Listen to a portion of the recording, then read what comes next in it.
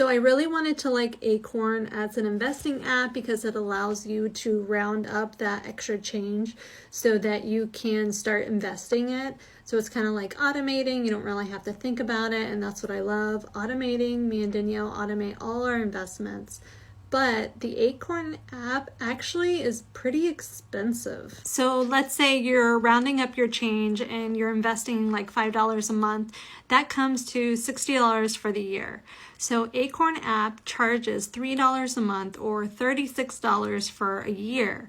Now, if they're gonna manage that investment for you, your $60, they're charging about 60% to manage that $60. That is crazy high. Average investment firm, they say, charges you about 1% to manage your portfolio. Let's say year 2, you're investing again those $5, and that comes to the end of the year of $120 because we've added it from the year before. So now Acorn is charging you only 30% to manage your portfolio. That is still crazy high. It's just going to take multiple years for Acorn management fee to come down to the industry standard of 1%. Danielle and I like Vanguard, and we invest in Total Stock Market Index Fund, and their management fee is 0.04%. You would have to have $100,000 invested at 0.04% to reach Acorn's management fee of $36 a month.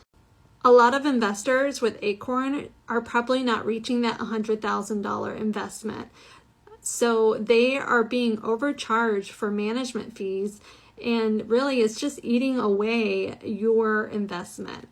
You're thinking that you're probably getting, an easy win using Acorn to invest and roll up this extra change. Honestly, you can use any other investor's management and be charged way less, and you can automate those deposits so you don't have to think about it the same way as you're not thinking about investing in Acorn. If you're using Acorn, I would just check and see how much you have invested and find out what is that percentage that you're being charged for them managing it compared to industry standard of 1%, or even better, Vanguard's 0.04% at investing in a total stock market index fund.